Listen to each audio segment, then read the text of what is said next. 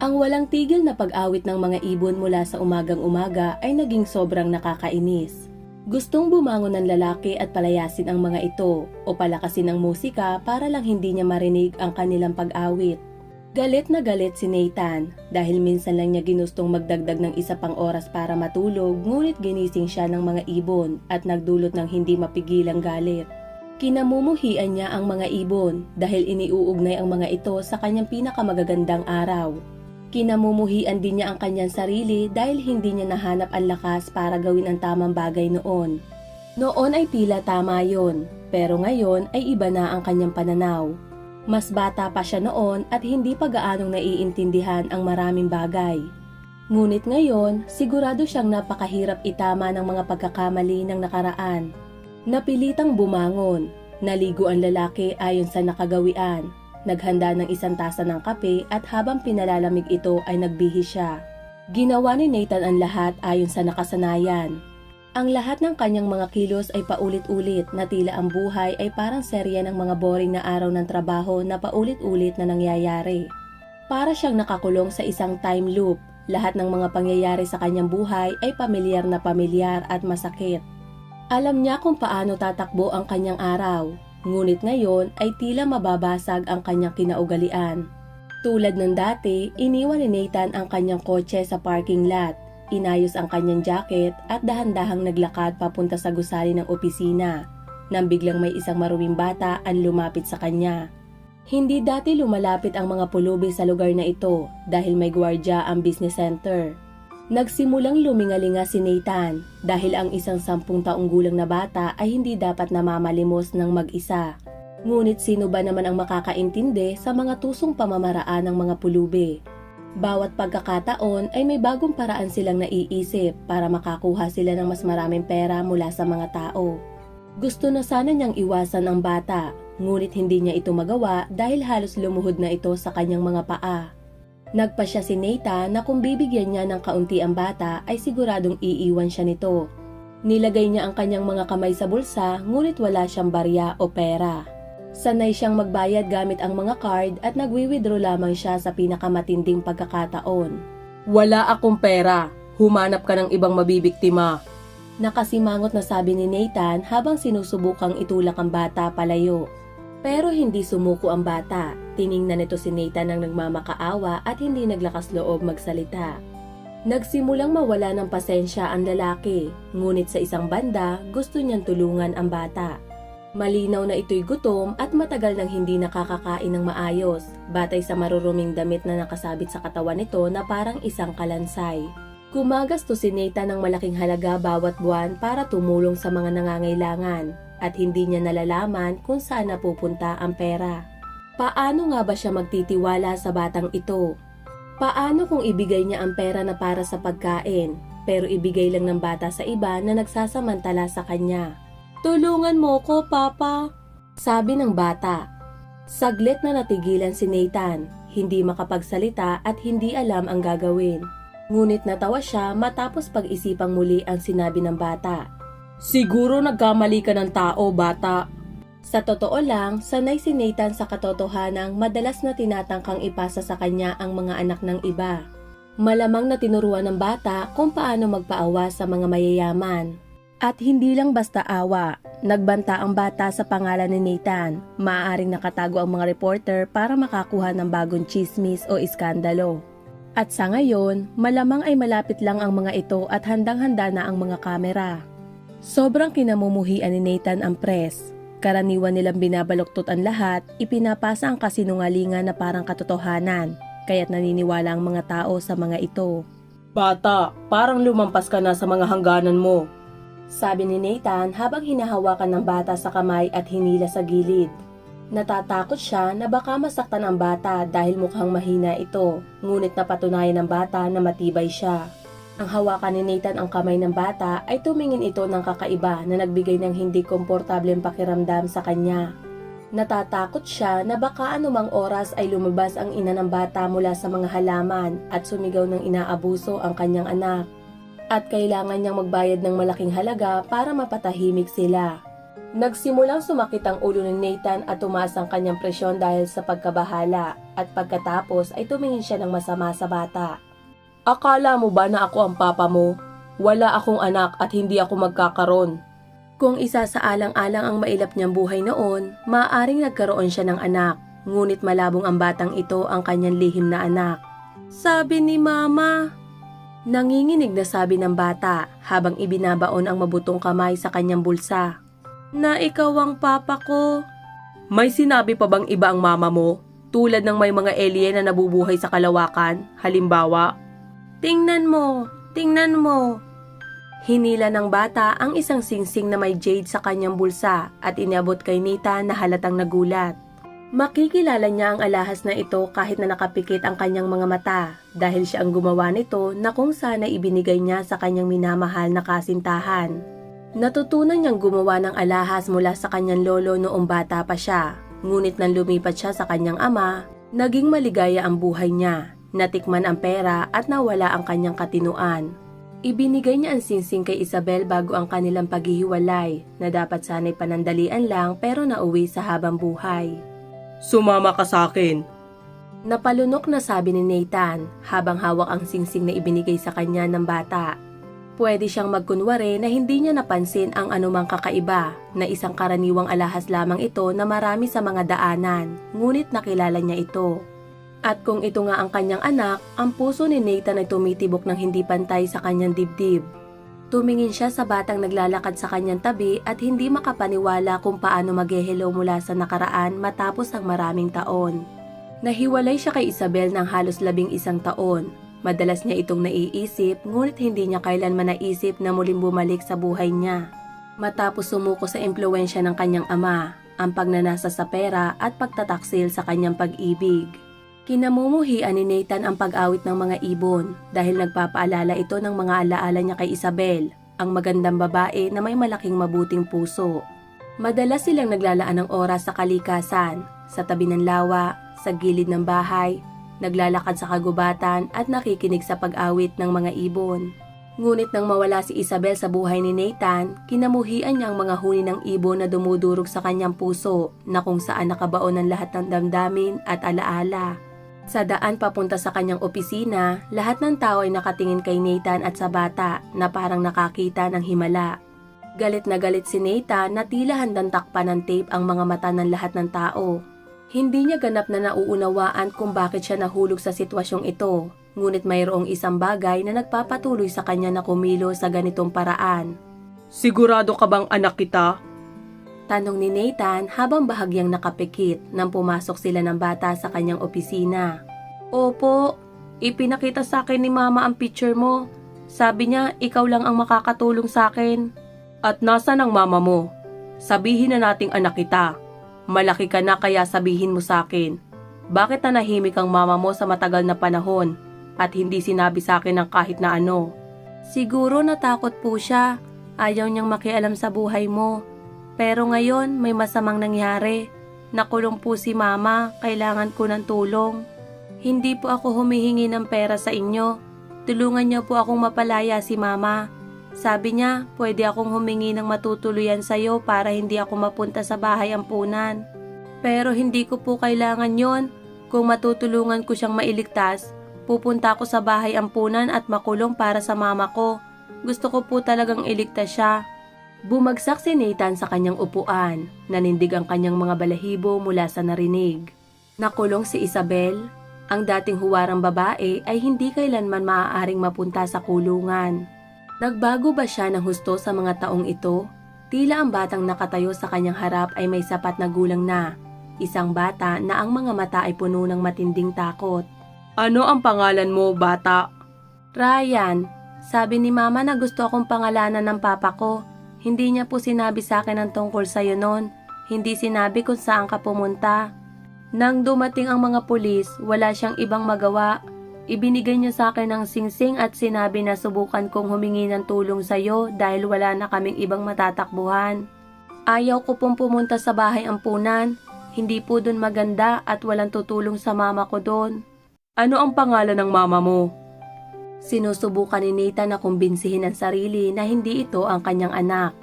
Isabel, Alam mo kung anong pangalan niya, yung girlfriend mo? Itinago ni mama ang mga dyaryo na may interview nyo. Hindi ko maintindihan kung bakit niya kinokolekta ang mga yon. Pero sa katagalan ay naisip ko na.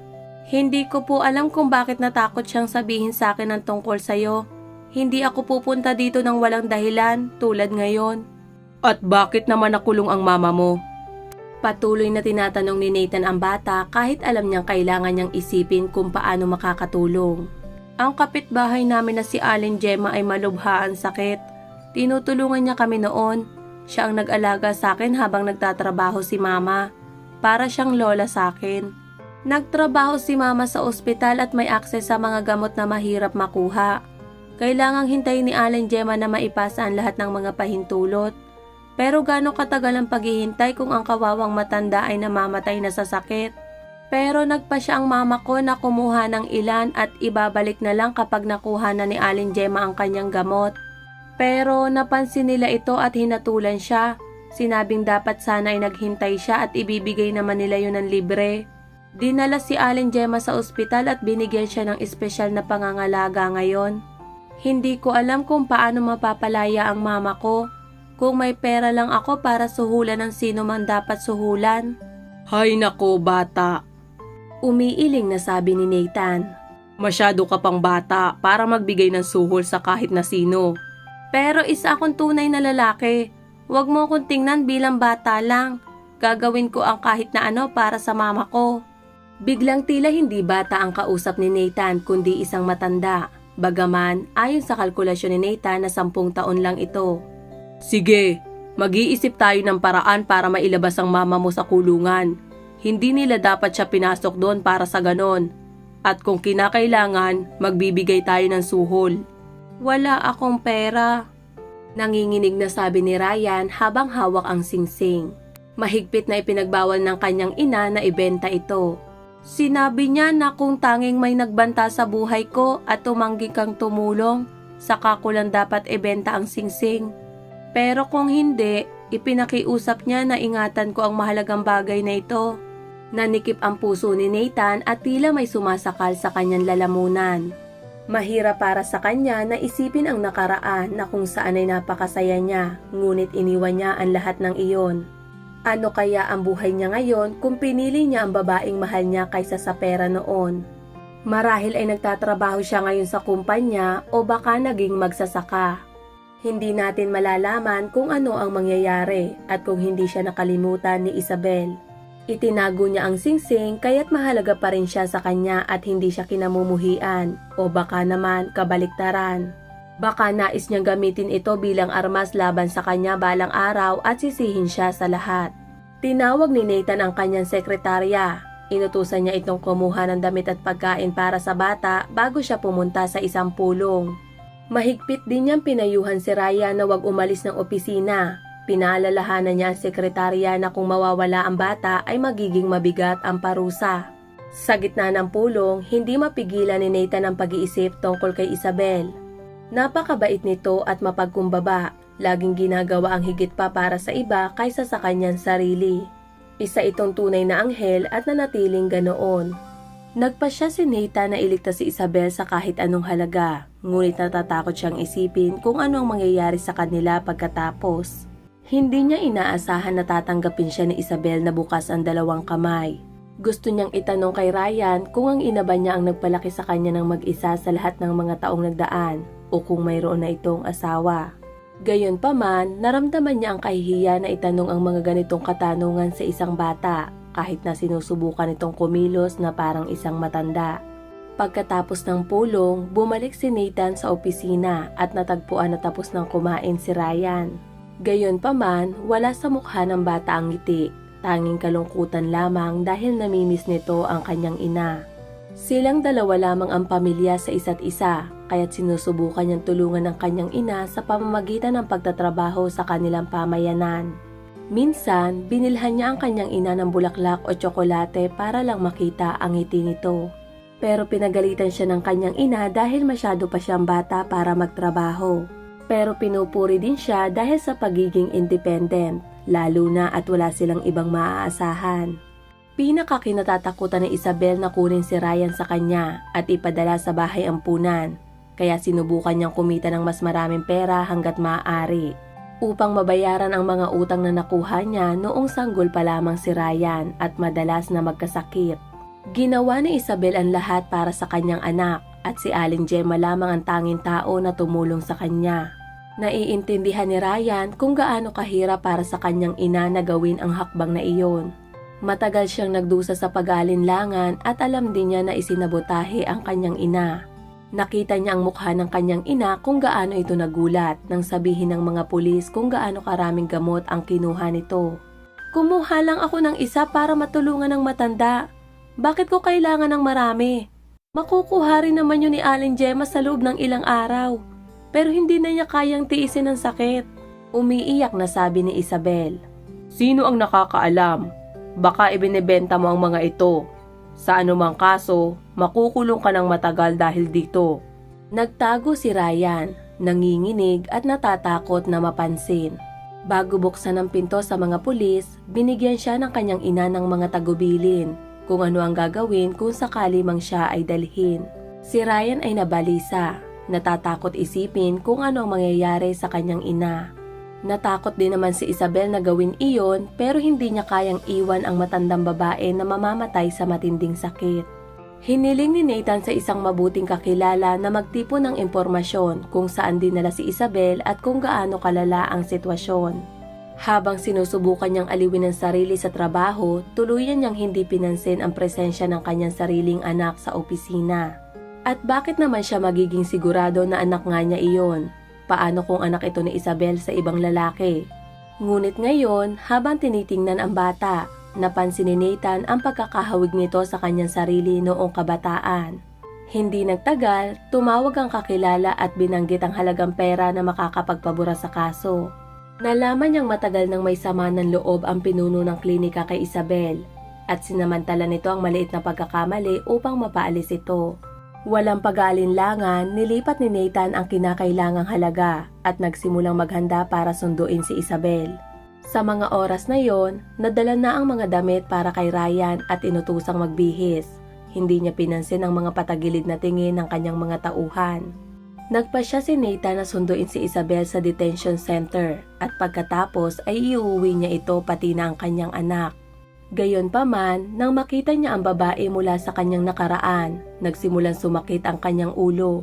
Bumalik ang mga kaaya-aya at di malilimutang mga sandali sa kanyang isipan at mahirap na makayanan ang mga ito. Nag-aalangan tumingin si Isabel kay Nathan habang sinasabing siguradong magpapasalamat siya, ngunit hindi kailangan ng lalaki ng pasasalamat. Ang tanging gusto niya ay makausap si Isabel, kaya't nakiusap siya sa kanya. Matapos niyang iuwi ang mag-ina sa kanilang tinitirhan, nagpasya si Nathan na akuin ang mga ito at bilhan ng bagong tahanan upang hindi na tumira sa lugar na iyon. Ang natatanging gawin ay ang kumbinsihin si Isabel na tanggapin ang ganoong kalaking regalo na hindi iniisip na baka sinusubukan lang niyang tubusin ang kanyang mga kasalanan. May kumpiyansa si Nathan na magagawa niya ito kahit hindi agad-agad. Sinabi ni Isabel sa kanya na sinusubukan siyang akitin ng pinuno ng klinika kahit na may asawa at anak na ito. Nang tumanggi si Isabel, nangako ang lalaki na maghihiganti ito ng malupit at ito nga ang ginawa sa kanya nang hindi niya inaasahan. Hindi ako nagnakaw ng gamot. Humingi ako ng pahintulot sa kanya na kumuha ng isang gamot pero isa pala itong bitag. Hindi ko alam kung ano ang gagawin ko kung wala ka. Iniligtas mo kami ni Ryan. Bakit hindi mo sinabi sa akin na may anak ako? Tanong ni Nathan na may sakit sa kanyang boses at pagkatapos ay sinisi niya ang kanyang sarili. Wala naman dahilan para magalit si Nathan kay Isabel. Siya ang may kasalanan sa maraming bagay. Kabilang na ang hindi pagsasabi ng totoo ni Isabel tungkol sa kanilang anak. Sandaling tumahimik si Isabel na parang nagtitipon ng mga iniisip at pinipili ang mga tamang salita. Pagkatapos, malungkot siyang tumingin kay Nathan. Sinubukan ko. Hinanap ko ang address mo at pumunta ako para sabihin sa iyo ang tungkol sa pagbubuntis ko. Pero pinalayas ako ng tatay mo. Sinabi niya na ikakasal ka na. At pagkatapos ay lumabas nga ang balita tungkol sa kasal mo. Ano ang dapat kong gawin? Ayaw mo kong kausapin. Hindi mo sinabi sa akin ng kahit na ano. Hindi mo man lang sinabi sa akin na plano mo palang magpakasal sa iba. Arranged marriage lang yun. Naghiwalay din kami pagkatapos ng ilang buwan, matapos magsanib ang aming kumpanya. Pilit na pagpapaliwanag ni Nathan. Alam kong hindi ako karapat-dapat sa kapatawaran mo. Pero sana'y mahanap mo sa puso mo na bigyan ako nito. Hindi sa akin sinabi ng ama ko ang tungkol sa bata. Hindi ko alam. Pero hindi ibig sabihin nito na mawawala na ang aking kasalanan. Biglang tumayo si Nathan, nagpaalam kay Isabel at pagkatapos ay umalis. Napagtanto niya na pareho nilang kailangan ng oras. Kailangan niyang tanggapin ang katotohanan na may anak na siya. At kailangan namang mag-isip-isip ni Isabel at magdesisyon kung handa na siyang magtiwala muli sa taong minsan na siyang pinagtaksilan. Alam ni Nathan na gagawin niya ang lahat ngayon para mapasaya si Isabel. Ngunit nag-aalinlangan siya kung muli siyang paniniwalaan nito. Nagsimulang madalas bisitahin ni Nathan ang dati niyang kasintahan at anak at laging may dalang regalo. Isang araw, inanyayahan siya ni Raya ng isang seryosong pag-uusap.